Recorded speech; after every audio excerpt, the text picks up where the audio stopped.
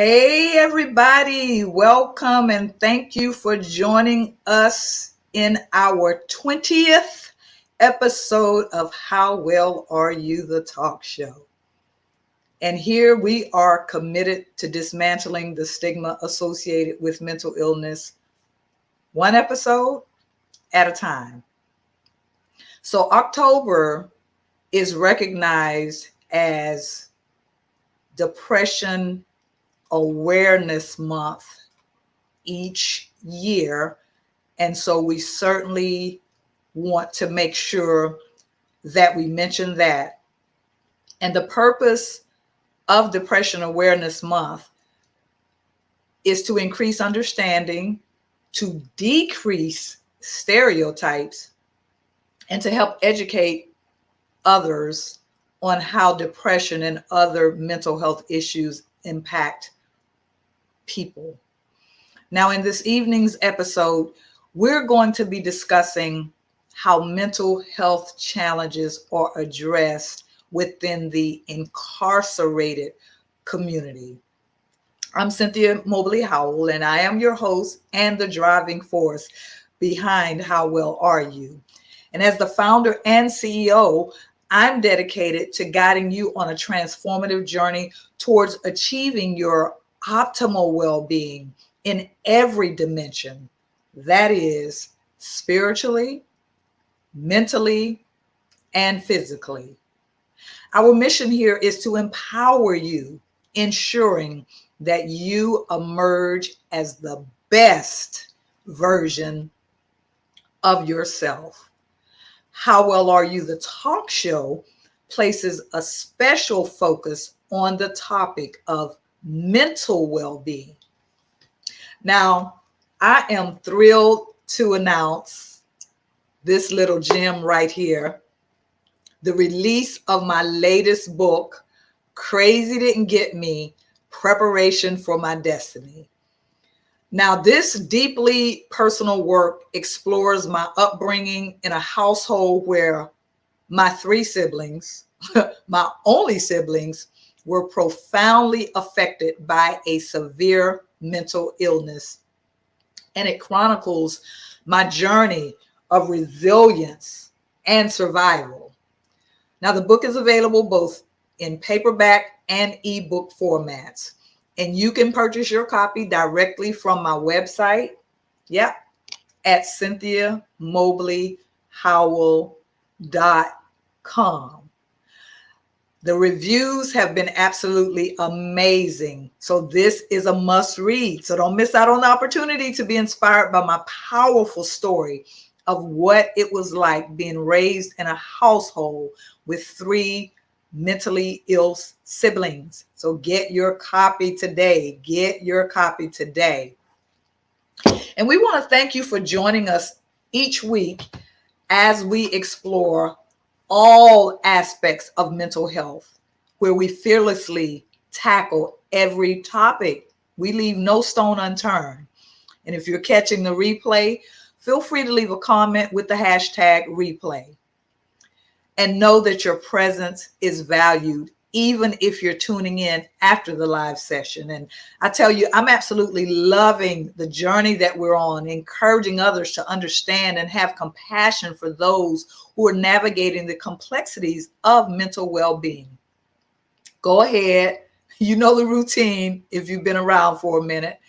Hit the share button because we want everyone to know we're here right now. Your love and support means so much to us, and we want to hear from you. So don't hesitate to express your thoughts in the comment section. We look forward to your engagement. So today, we have the privilege of welcoming an amazing and a remarkable guest who's going to be sharing her expertise and offering valuable insights on our topic. Now, I ran across this young lady, I think on Instagram, and I wanted to know more about her. So I did a little research and I ran across an interview that she was actually doing with a young man. And I just loved her style. You know, we have to make sure and be inclusive. I'm a boomer, and she can tell me when she speaks, because I can't get all this stuff together. I don't know if she's a millennial or which one of these gens she is, but I know that we're two different generations. And guess what? I absolutely love that. I always say, I love my young folks because number one, they keep me relevant and they keep me young. So again, go ahead, tag somebody, click that share button, and let's spread the knowledge and make a positive impact on more lives. So let me introduce our remarkable guest to you all this evening. And just listen, because I think it's always so important that we know who is sharing with us. And so we have Mandii Brown, who is a distinguished alumna of the University of West Alabama, Bama. And there she completed her studies in clinical mental health counseling. Presently, she serves as a behavioral health counselor and cognitive behavior specialist, where she's focusing on the incarcerated population in Nashville, Tennessee. So, in addition to her work within the correctional system, Mandii is also a valued therapist at a reputable group practice. Her dedication to making a difference extends beyond her professional role.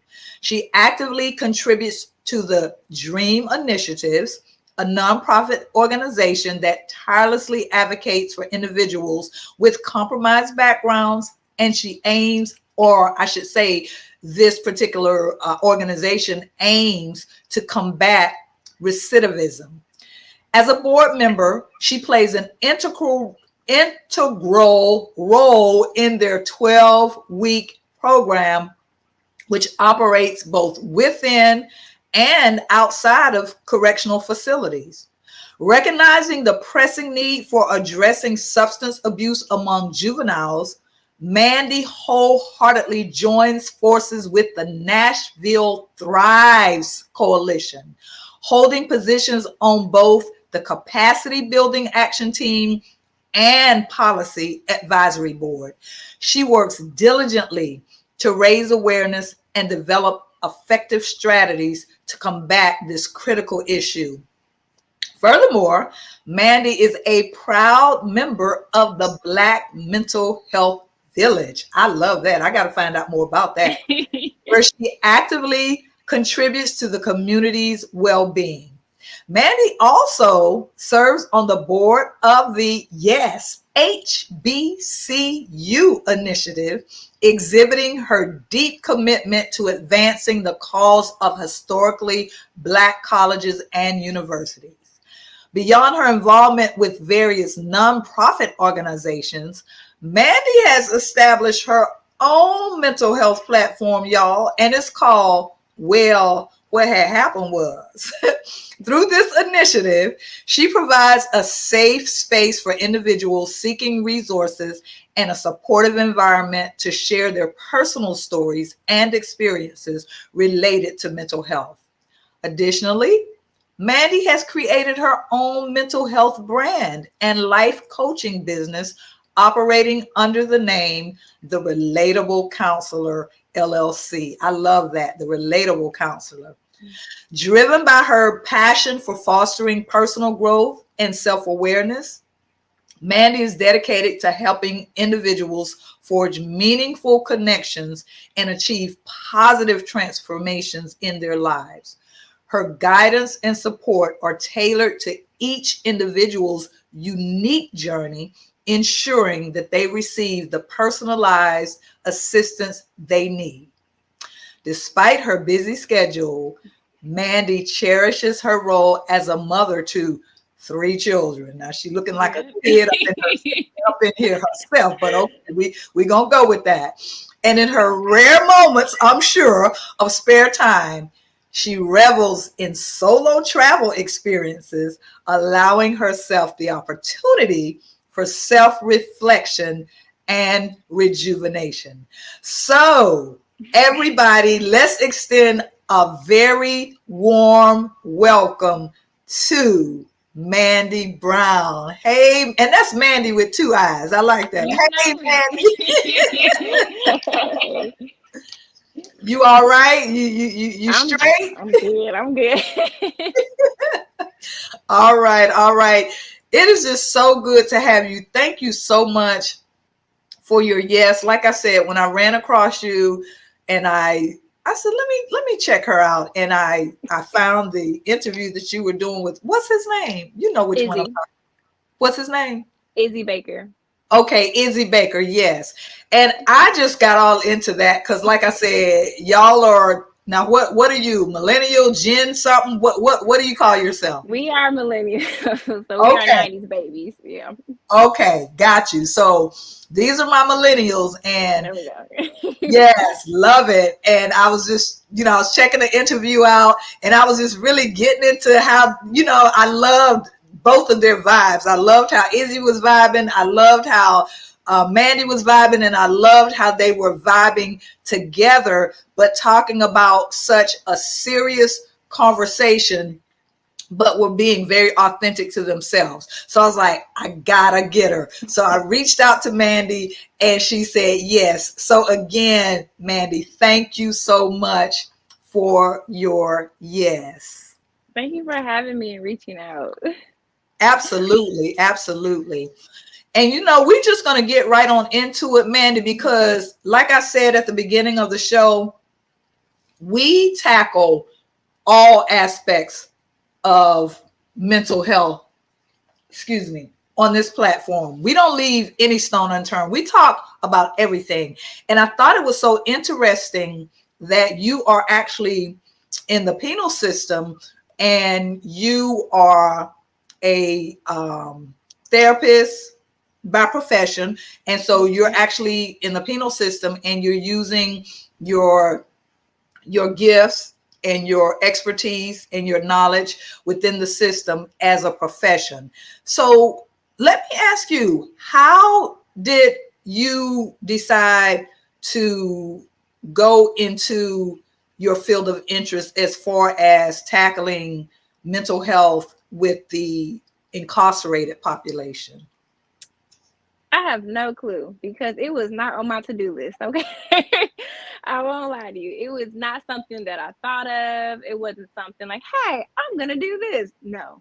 It just it so happened that I came upon this position to be a cognitive behavior specialist and instructor for the women's maximum prison in Nashville. And so the more I decided to dive into it and, help them navigate through their trauma and help them navigate through anything they went through childhood wise, adult wise, substance abuse, eating disorder, everything that you think you can tackle hands on pretty quickly without having doing too much psychotherapy. I thought that it was so dope, the connections that I was building with them, that I branched into the men's maximum security prison in Nashville. So I got to do both at the same time. And I just started believing, like, I'm supposed to be in this space because who really chooses to go to prison on a daily basis? Like, really think about it. Like, I'm going in with no phone, no keys. I got limited snacks. I'm like, there's certain days the heat don't work, the AC don't work. We're just winging it. No one chooses to go to this. But the more I was going and helping them navigate their lives, I realized they were actually helping me navigate mine. And I'm like, okay, this is a very unique connection to have with people that are truly forgotten. Because, technically, once people are locked up, it's like, okay, they're off the streets, whatever. Now we're safe. No, there's still crazy people outside. We just know where the other ones are at. And so it's just that I've learned with this population, there are some who abuse the system and deserves to be there, and some that have gained accountability and want redemption and want forgiveness, and not just forgiveness for like their crimes, but self-forgiveness for what they put themselves through to get to that space. And I learned in my own personal life, like, I have to be accountable and give myself grace and forgiveness daily. So it was just cool just to have this journey with them and learning coping mechanisms and other things back and forth to where I could take it out on the outside too. So quite honestly, if I didn't see that job ad, I probably wouldn't even be there. I would probably still be in the free world consistently. Wow, that is so good. And you said so much. And before I continue, let's shout out touring the AFC South team, Hey, Mandii. Mike. Thank you so much for joining us. Um, you said so much, Mandii. And one of the questions that came to my mind while you were talking about your experience, and you were saying, like, who's going to choose this? Who's going to choose to have to be in a place where you have limited access to your phone or to snacks, or the heat works when it decides to work, or the air works when it decides to work or not? Who chooses this? But I think it's just so noble of you to be where you are. So the question that came to my mind while you were talking, do you find that a lot of these, and I don't know if what y'all call them, prisoners, inmates, I don't know the terminology, how you refer to them, but how do you refer to them, the incarcerated? So I personally don't call them inmates unless it's like paperwork reasons, but I either call them offenders or participants. I want them to make sure they have a name. Okay, offenders or participants. Okay, Mhm. so do you find that with these offenders, do you find that they come in with mental health issues, or what's the percentage? Or, I mean, you don't have to give me exact, but do they come in with these mental health challenges, or do some of them develop mental health challenges because they are in the system? What Yeah. is your take on that?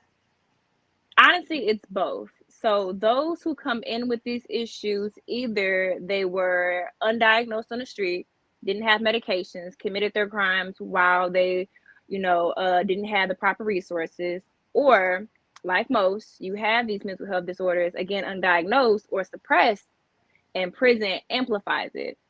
And then there are some that comes in with nothing wrong, but the inhumane environment that they are in brings it all up, because you're seeing a lot on a daily basis. And me, I truly do see a lot. So I decompress a lot when I come home or when I drive home before I get in mommy mode.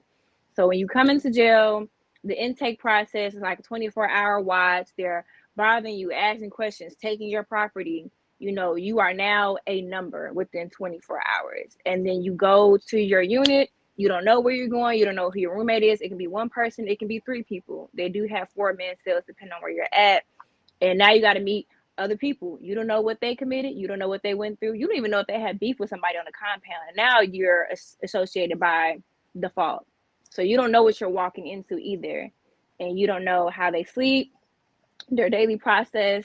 And all that alone is traumatizing, to be taken away from something you knew, to be tossed in basically to the wild.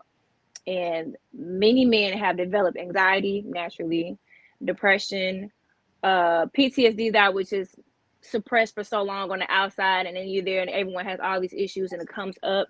And then a lot of them do develop a lot of health issues. So I do have men that have gotten Hep C in there, gotten HIV or AIDS, didn't know they had cancer, and now they got to be treated there. Like it's a lot to be surrounded by 24/7. And me, they always tell me, you get to leave and go home. I have to live in this, and I'm like, whew, you're right.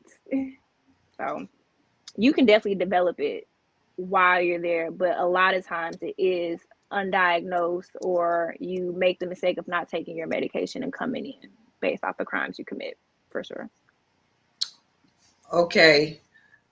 Wow. So you mentioned several different disorders. What is a disorder that you find that's prevalent or primary um, amongst the prisoners and or the offenders? And did I understand you to say that do you just deal with males only, or male and female? What I which deal with male and female, but currently I'm at it's called special needs facility. So these are all behavioral mental health disorder cases or extreme crimes they committed, like a special aggravated assault and battery, special rape cases, kidnapping. I have a man that's a 3-time lifer that's not going to get out for 104 years, another that's not getting out for 176. I have the extreme cases that have been committed in the entire state of Nashville, in my hands daily. Wow, that is Yeah. deep. So what disorder do you find that you deal with mostly with these offenders? They all have a level of anxiety and depression for sure. Um, but I'm now coming upon a lot of schizophrenia cases, and those I tend to tread lightly with. I'm laughing because many people know and many people don't. I don't know who's watching, but I am actually the youngest and the only girl of my three siblings, and two of my siblings are schizophrenic. My one sibling who's schizophrenic, we haven't seen him in over 23 years. So we don't know where he is. We know that he is living because we tracked him down through Social Security, but they couldn't give us an address because they said he's listed as homeless. I'm like, well, how he listed as homeless, but he getting a deposit? How he pulled that off? But anyway, that's neither here nor there. But my other brother, who's schizophrenic, has been institutionalized in a facility for the criminally insane for the last 36 years. And baby, when I tell you he is schizophrenic, he is schizophrenic. And like you said, schizophrenia is no joke. I think if I had my preference, I would rather be dealing with somebody who's depressed or has anxiety or PTSD. But baby, schizophrenia is no joke. And with my brother, who's been institutionalized for 36 years now, my brother who's been missing, he's schizophrenic, but apparently he had a mild case because he didn't bother folks. He did some stuff. But he didn't really bother people. My brother, who's in the institution, I dub him a menace to society. And when I tell you, bruh man ain't no joke. He ain't no joke. Now, I understand that he's older now, and because I speak to his counselor on a regular basis, he hasn't talked to me in a minute because he's in one of those, moments. So Right. so he hasn't wanted to talk. But I understand as he's getting older, he's becoming more subdued. So I think that's very interesting. Give me your take on that. And you don't have to, if you don't know, you can just say you don't know. It doesn't matter. But give me your take on that as a professional. Now, he's suffering from schizophrenia, and he is big time schizophrenic. However, it seems as he's getting older, I guess, the energy, what's going on? You still schizophrenic, but you ain't doing all the stuff that you used to do. What does that have to do with age? What? I won't say age. It's mainly, if you say he's been in there for that amount of time, then definitely the coping skills, he's actually grasping them now. The tools that the counselor's giving, he's actually using. The medication is better. It means if he's grasping more, he's probably at a lower dosage. And then I know a lot of schizophrenia can be alcohol or substance induced, so he doesn't have those access as well. And then of course at a younger age, no lie, we're pretty much more angrier, and when you get older you're not, so you don't have a lot of things that trigger you. Like my one client, he's like, I did a lot of things and this is why I got this amount of time, but the older I got, I don't want to bother people and they don't want to bother me. I don't want to hear the voices and they don't want me to act out on the voices. So it just depends on the person. But the older you get and the more you're actually being forced or enforcing to utilize those tools that we're giving you, the less you have. And of course, medication does play a big part in this.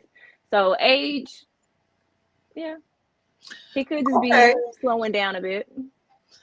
Okay, thank you for explaining that. That makes a lot of sense because my mind was just on the age, obviously, because I'm thinking from a layman's point of view, but from a professional point of view, like you said, he's been in the system long enough where he's learned, how to use the coping skills that he's, been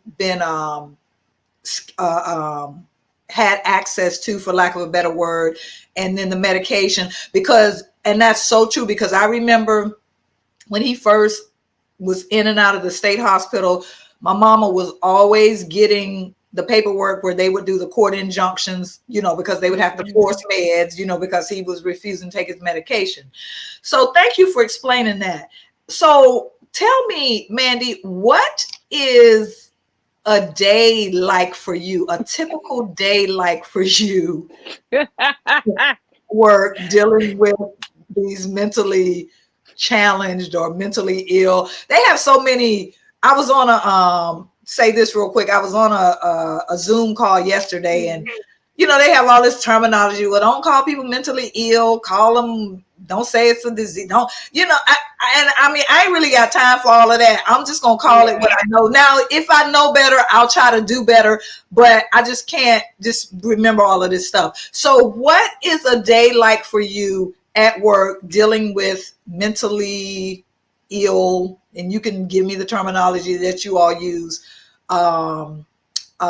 Offenders. So there's a double jeopardy here. They are in prison, they're locked up, but they're also locked up in their minds as well, if you will. What's a typical day like for you dealing with that?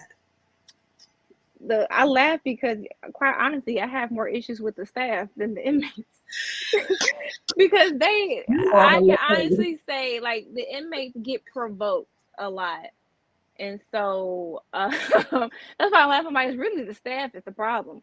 But to deal with the inmates, I can use today, for example. So every Tuesday, I do treatment team in the morning. So that consists of myself, which is a therapist, a clinical psychologist, an APN if she's on the unit, and that offender. And we go over their treatment plan to see, like, how's medicine going? Why are you refusing? If they are refusing, if they're not medically complying. How are your emotions? Are you having any suicide thoughts or ideations? Are you thinking about self-harming? We go through the whole spectrum of lists. And so sometimes they will open up right there when the doctor is there. And then sometimes they wait until we get our individual sessions. And that's just when all the fun just hits. Like, it's always something happening either with their cellie or officer did something to trigger them. So now they're afraid they're not going to have commissary or they're not going to have this type of freedom. And at this facility, even though they are free to roam around their unit, they are still secluded to that unit. So you have to either go out the back door to go to, like, their little basketball court, or even, like, if they do get permission, they can do ballpark, which is like the track and stuff like that, recreational therapy. But otherwise, you are secluded to that unit. You eat there, you shower there, that's it.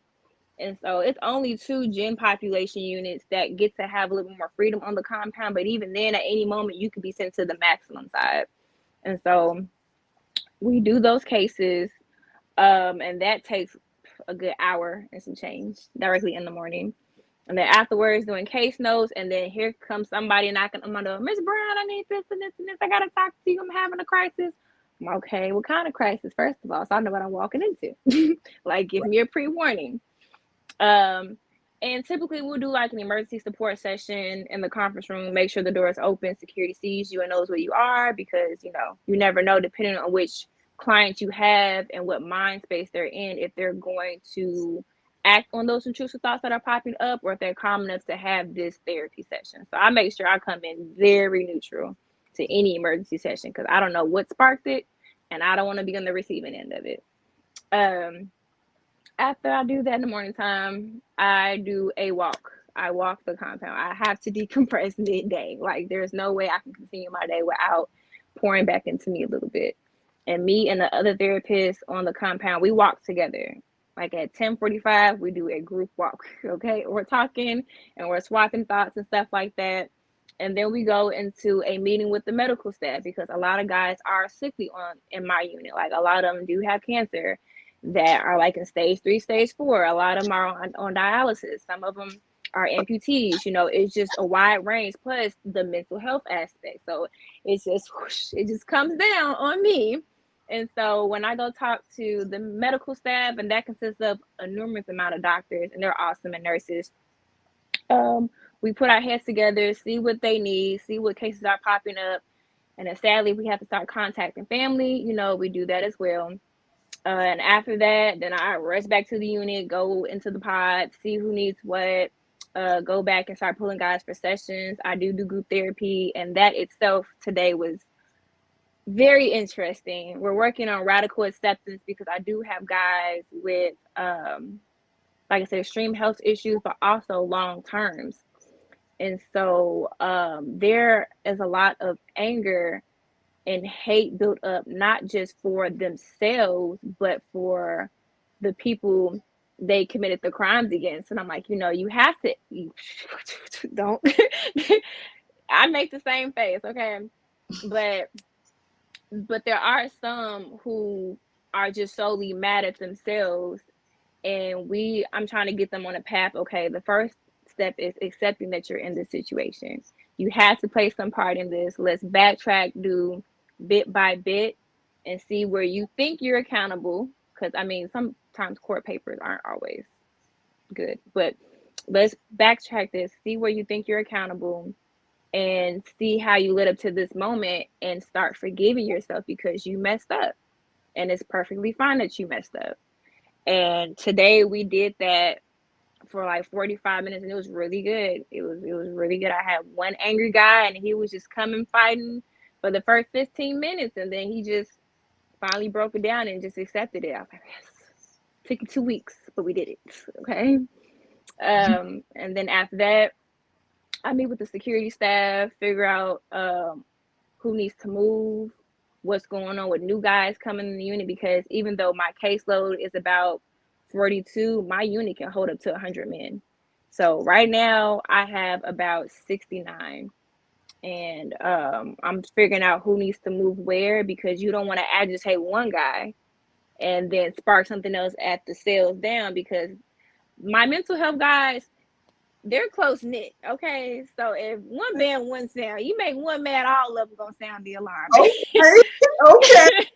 And so it's great, but it's bad because you have one person that may have schizophrenia and another person who has these extreme anger issues, and they, all right, who want it?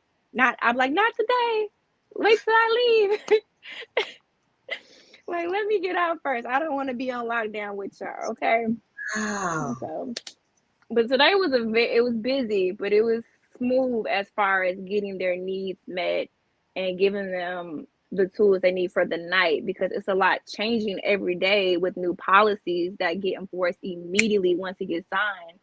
And it shifts the mood of the unit. And I don't think the higher ups understand, once you implement something so quickly without warning, you don't know how it sets off these sets of men, because now it's like another thing that's out of control. They can't grasp, and then okay, you're changing the trajectory and changing the hierarchy that they already had set in that unit. I personally don't like to be there when that happens. I make sure I leave, and I deal with it in the morning, literally. Whoa. Yeah, it's intense, but I enjoy it. I really do. That is intense. And I'm glad to hear that you say that you enjoy it, because that is really, you are really helping people. When you can help people work through head issues, if you will, I can see how that can be so rewarding, because just as a person, I've always been that person that people come to, to with their issues or what have you. And then later in life, I became a minister. So then now I got that part of it going. And now I'm a mental health advocate, because I went through the experience with being raised in a household with siblings. I have run the gamut of the mental illness situation, so I'm an expert, in the field, in a sense, you know what I'm saying? So, but it is so rewarding. And then I have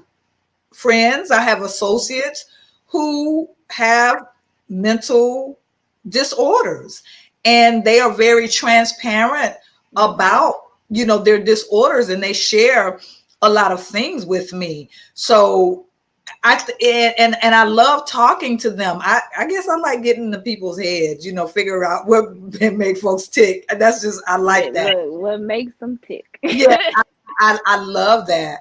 But so I'm going to take it that the population, as far as age, the ages, or they're different ages, or how does that work? Different. Mike is crazy. Oh, Oh. yeah, she is a superhero. Wait, let's put a quarter in the parking meter right there. She absolutely is a superhero, and the reason why I say that, and I know it's from a different aspect, but again, and I don't want to keep harping on this, but this is how why I started this platform. Me living in a household with 3 mentally ill siblings, I didn't know who was going to be popping off when.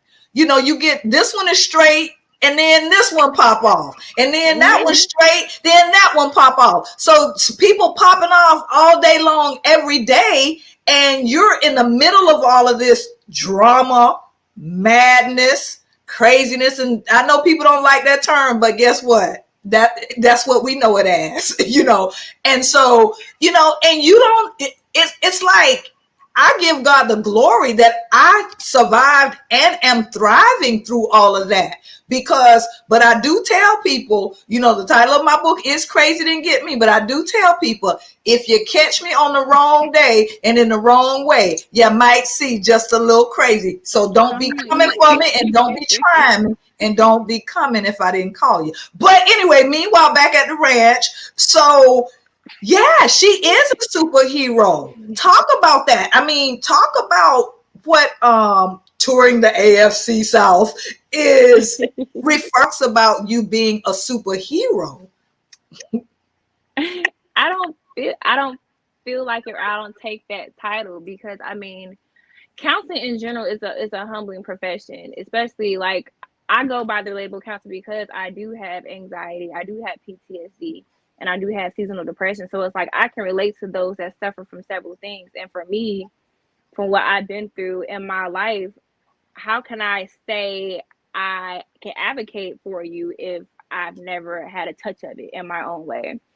And so, and even if I didn't, I would definitely expand on it, like try to learn more of it. But with the prison system, it just feels naturally you have to set up that boundary because it's such a strict environment. So you can share enough, but not too much, because you know some people do have the key of manipulation. Okay, Yes. so for me to be in that space to hear those stories is just extremely, extremely humbling, because like what I go on a day-to-day basis, don't get me wrong, it can be a lot, but to live in that day in and day out with no choice is very heartbreaking. And like I said, for those who want the redemption, or those who have the opportunity to leave and to get the help on the outside and go to halfway houses and get the right prescriptions and everything that they need to be reacclimated to society, and then be denied it when they've served their due time, it is very disheartening as well. So then I got to help them cope with that. And so for me, I don't feel like a superhero. I just feel like I'm just happy that I can be in that space where God has planted me. And I don't know how long I get to be in that space, because the world is changing on a day-to-day basis, but I'm happy to be in that space to help somebody else navigate through their problems, because it puts a lot in perspective for me to help navigate through mine. So in reality, it's like they're pouring into me and I'm taking from it as well. It's like pour. It's very equal. So that's why I said I enjoy it. It's very eye opening. It's also eye opening to the criminal system as well, how a lot of these cases can go neglected for so long, and then they finally commit the worst of the worst, and then boom, you send them to jail when they've been asking for help years and misdemeanors before this, which is I think is also ridiculous. But it's crazy that not only does mental health play a part in this, but also the education system. I do have offenders that are like at a fifth, sixth grade level mindset wise and have not grown from that, and they communicate as such. And it's like, well, I didn't have this and this as a child, and I had to drop out and sell drugs and go through this, and you know, I've been fighting for my whole life. And it's like, wow. And a lot of them do come in there and they go through the high set, which is the GED program, to like build up to high school. And it's just, like I said, it's very, very humbling. So if anything, this is just an eye opener of what I need to continue to do as a mother, and make sure I hear my kids when they say I'm sad, or I'm upset, or something's wrong, or I need help, because then I know how to address it, or even try to address it. And if I don't know how to do it, I know where to go. So this just is just like a full circle of like what I need to do. I absolutely love that. And I love what you said about this, it being the pendulum swinging both ways, it being a two-way street. You're helping them, they're helping you. And I really love what you said about your children, how it makes you more intuitive to what's going on with your children, because that is one of my passions within the mental health advocacy, is early prevention or early intervention, whichever you want to call it, either or, because that was the issue with my brothers. There was no early intervention. Like when they started acting out, because my parents no one recognized that these were signs of mental disorders. It was just, their boys will be boys, or they're just acting out or whatever. And then when they did realize it, because of being raised in a strict Christian environment, and you don't really want the church people to know what's going down, so you ain't saying nothing. Yeah, and you trying to pray it away. And well, as Judge Million on the People's Court would say, how'd that work out for you? And trust me, I'm a minister. I believe in prayer. Yeah. But in their cases, as I said, they needed prayer and professional treatment. Jesus. I'm going to say, I believe in both. You can pray all you want. You can have all the faith you want. But if you don't put that work behind it, baby, your mind is gone. That's right. And I know from firsthand experience. Mm-hmm. I know from firsthand experience. So I'm so glad that, you're understanding that, hey, let me pay attention to what's going on with my children, and let me make sure I'm listening to them, and let me make sure I'm observing them, and let me make sure I'm not blowing them off. If they're telling me that they're feeling a particular type of way, let me delve a little bit deeper into it and ask them some questions, to find out what's going on, because we don't want to get here and try to fix the problem. And that was the thing, like with my brother, my brother that's institutionalized for 36 years. Well, thank God kind of for law enforcement, because had not he been out in the streets acting out and the cops being called on him, he would have never gotten 302 and, started getting treatment, because it wasn't coming from ignored. Yeah, so it was kind of a blessing in disguise, even though he took a few beatings every now and then from the cops. Like one day I'm working in the emergency room. I am an emergency room registrar. I've already seen like 3 charts from every shift prior to my shift when I came on. And then I'm about to leave my shift that day, and here he come once again, this time black eyes and everything, because the cops done beat the snot out of him, so oh my goodness. So this is real. So this is so good. And time just flies. We're going to take a short break. I'm telling you, we're coming down home stretch, but we're going to take a short break, and we're going to come back and continue this conversation with Mandii Brown on addressing mental health challenges with those who are incarcerated in the incarcerated community. And I'm telling you, Mandii, you have shared some very valuable information. I cannot wait to go back and listen to this, to grasp what I'm missing. Like I said, I just love your demeanor. I just love your flow. I love your vibe. So what we're going to do is, again, we're going to take a very short break, and then we're going to come back, and we're going to let you share some more on what I believe is a very, very important topic. Hold on. We'll be right back. Y'all don't go nowhere.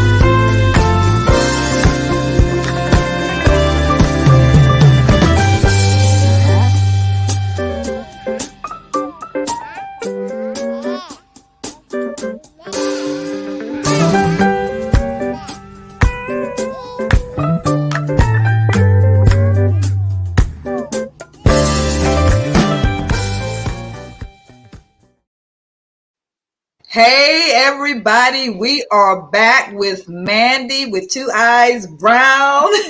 And she is, I'm telling you, she is really, really, really sharing some valuable insights and information regarding mental health in the incarcerated community. And again, we want to thank you so much, Mandii, for taking time out of your busy schedule to join us and to just speak to us on this very important topic.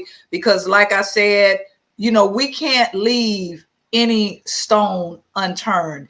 And you were talking about it earlier. You know, some people obviously deserve to be there, and so be it. Some may not, you know, some are indifferent, you know, some know that they need to get it together so that when they get on the outside, they can do what they're supposed to do and try not to be a repeat offender. But then when you have these offenders that are there and they're dealing with mental health issues on top of everything else, my heart cannot help but go out to them. So let me ask you, Mandii, what type of support do you see from family members of these offenders where their mental health is concerned? Because I know they're on the inside, and because they're on the inside, then I'm going to assume and I'm going to believe that obviously the facility has the burden of making sure that they are treated, you know, with their mental disorder the way they need to. But what have you seen in families, and how do families handle that whole situation? I won't even lie to you. It's a 50-50 chance that family is involved. There are some who need conservators and they're involved. So it's like an aunt, a grandmother, a sister, and they will sign off to make sure that they're getting their medication, stuff like that. But sometimes they don't communicate with them. And then you have those lucky ones that actually communicate with them on a daily basis, put money on their books, and actually come to visit them. Now, this is a no contact visitation, so there's a wall between you. But that alone is enough for some of the men. And so there are some who has that family support, but those who don't, you could feel it. You can literally feel it. And I know there's one person that I work with. He's been in there since he was 16, and family shunned him. Has not spoken to them since he was 16 years old. And he's like, well, I left everything in my past, so I don't have a choice but to make something new for my future. I don't have any family.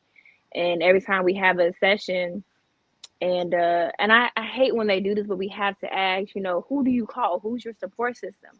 And I look at his face every time. I'm like, damn, stop asking that question. But we have to ask it, and it hurts. He's like, you know, I have no one. And he just looks at you, and ooh, I'm like, I could be somebody, but you can't. But you know, it just goes out.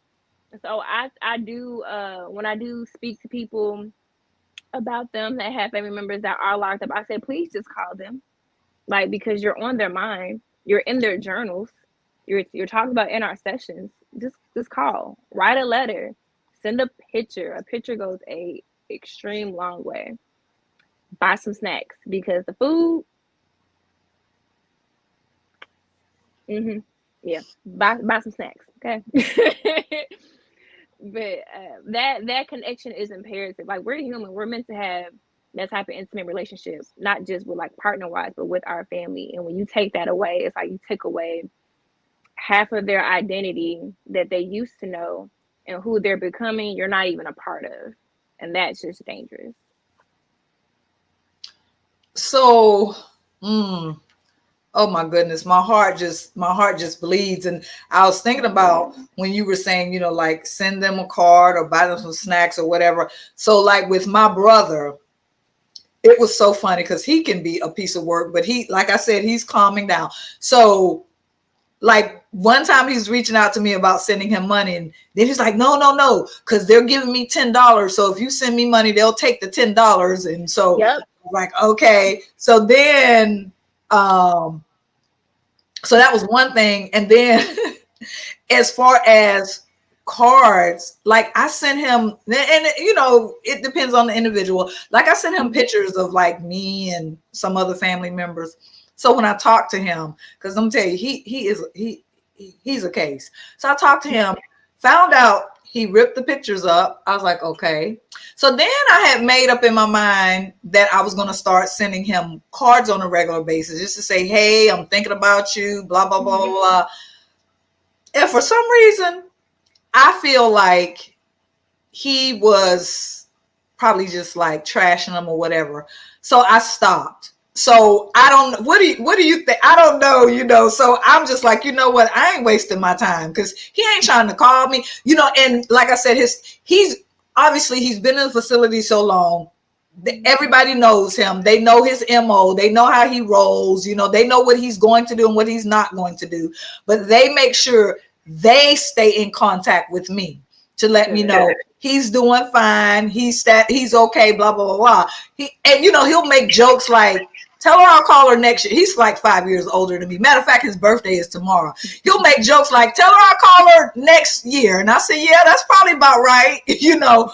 But I try to I want to let him know, and he does know. I know that he knows that I care, but then I try to do it in tangible ways, like sending the cards and stuff. But then I made up my mind, because let me tell you what happened when my mom passed. He went into denial. She passed in 2011. He never mentions her name because they were like this, right? He was sending cards every birthdays. His mama's son, birthdays, you know, holidays, all of that. When my mama passed, even though he's in denial that she passed, but he stopped sending the cards. And that's what be tripping me out. I'm like, okay, these people be selective in how they rolling with these disorders. Like, you're in denial that your mama ain't here, but you're not sending the cards anymore, which is saying to me, you saying you're in denial, but you're not in denial because you're not sending cards, because you're saying she's not here. Anyway, that's a whole nother talk show. He could be in denial because it's a lot to acknowledge that a parent is gone when you have that disorder. I have one person that had that, and we had to tell him actually 2 weeks ago that your mother had died due to an overdose. And when I say this grown, big giant broke down and screamed the loudest, heart-wrenching scream I've ever heard in my life, and fell to his knees, and he begged us to let him go back to his cell. To hear that and then have to acknowledge it it's too painful for that, because then after that he went on suicide watch, and he's been on it since. And so for your brother to take the step of not sending cards but not fully acknowledge it, that's safe for me. For what I see, that is safe. Okay. You can be in denial with her presence, like not being there, but to really acknowledge that, you don't know which voice is gonna pop up and tell him to do what. Whichever strong voice that he hears, you don't know if it's a good thing or a bad thing. So quite honestly, it's probably safe that he, doesn't touch that mark just yet, because you don't know what it will trigger, and if it goes down a new rabbit hole. That's actually kind of smart of him not to do, quite honestly. I thank you. I appreciate that insight. And you know what? Something else came to me when you were talking about, what you were talking about with him, how that's safe, because I think it would be a trip if he was in denial but still sending the cards. Yeah, if he was still sending them, and maybe they were being like returned back to sentence or return to him, he would probably have more questions, and then maybe start reaching out. And then, like I said, you don't know which voice that he's hearing. Maybe it is him, and if he hears that, you don't know how it's going to trigger the other voices, depending on which one is more stronger. So he took one step, so we'll give claps for that. Okay. But for him not to communicate, they can be selective with that. Trust me. It just depends. And sometimes I can hear him in the background Like, I'm like, you know what? He ain't funny at all. You know, he'll be like, he could probably see his counselor as like the third person between you all. Like, she know I'm talking to her. She talking to you. It's the same thing. We'll take it. Exactly. And that's what I said. You know, I'm like, anywhere I can get it, you know, I'll take it. So yeah, he's like you said, he's indoctrinated now. He know what to do, how to do, when to do, not to do, if to do, you know. So and I'm glad, because back in the day, girl, he was a live wire. They couldn't do nothing with him. They couldn't, and they didn't mess with him either. They did that, girl, because this one right here, I'm telling you, but that's a whole nother talk show, no pun intended. So yeah. Well, as we reach the end, this has been so good. Like I said, I can't wait to go back. But as we reach the end, and I do want to thank everybody for joining us tonight. For Mike, he did say, you know, you ain't got to say all that AFC stuff. Just Mike, you know, we definitely look forward to connecting with you all again in our next episode. But before we wrap up, Mandii, I want to give you an opportunity to please share some parting words of wisdom and encouragement with our visitors, and not our visitors, our viewers. Y'all are visiting, but you're viewing. And let us know, let our viewers know if you have any services or products that you currently provide, as well as, even though your information is scrolling the screen, please let our audience know the best way to get in touch with you. So go ahead, Mandii, take it away. Parting words. Be kind to your mind. I wear this pin all the time when I'm at work, and I have it on a t-shirt as well, is that you are your worst enemy.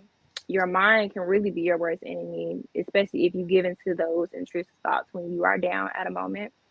I always say I'm a therapist with a therapist, so I will always say go get one. You never know when you need it. You never know what tools or skills that you need to get through just the next minute. Um, as far as services, I do offer counseling services through a group practice that I'm at, which is called Mindful Steps. And I also offer life coaching services. And as always, a discount for the incarcerated population. As you're coming out, if you're not ready for full-on psychotherapy, you are more than welcome to get life coaching sessions. And then, of course, as you're scrolling, you can find me on Instagram at the Relatable Counselor. You can go to my website for services at www.therelatablecounselor.com. And as far as my mental health website, you can go to www.wellwhsw.com. Again, it is a mental health platform that allows you to tell your own story, to get it off your back, to connect with others. We have mental health resources on there. Also, we can connect you to a therapist. And then also we have resources for the incarcerated population. So it's for everybody that wants mental health services or any type of redemption. And we do have volunteer opportunities. And then I know you mentioned this earlier, Black Mental Health Village. Woo-woo. So it's like a Black Mental Health Alliance. But here in Nashville, because of the name was too similar, it's called Black Mental Health Village. And it does something as similar as to what happened was, but deeper. So we have blogs on there that you can have mental health facts towards as well, but we do stuff in the community. We hold numerous events. This Friday, you can catch me at Lane College in Jackson, Tennessee at the Minority Mental Health Summit. We will have tons of speakers. We'll have resources for you. And of course, connecting with other HBCUs, which is part of the initiative I'm doing. We connect with those students who are in psychology, marketing, business, and of course, counseling that goes with psychology. And we are offering them to be ambassadors for Black Mental Health Village, to tour numerous of HBCUs, and also to hold your own sessions. So I call it the Thinking Corner. So to have your own Thinking Corner session to spark conversations about stigmas at a college level, you are more than welcome to have that. So feel free to reach out to me on the website, the email, or even my Instagram, and I will always respond. I love it. I love it. Thank you so much, Mandii. And I love what she said. She said, be kind to your mind. Y'all, you have heard it from the Relatable Counselor herself, Mandii Brown. And that wraps up another powerful episode of our talk show. Thank you all so much for joining us. And in this episode, we tackled the pressing issue of mental health challenges within the incarcerated community. Obviously, you can only skim the surface. We only got but an hour, so so much more.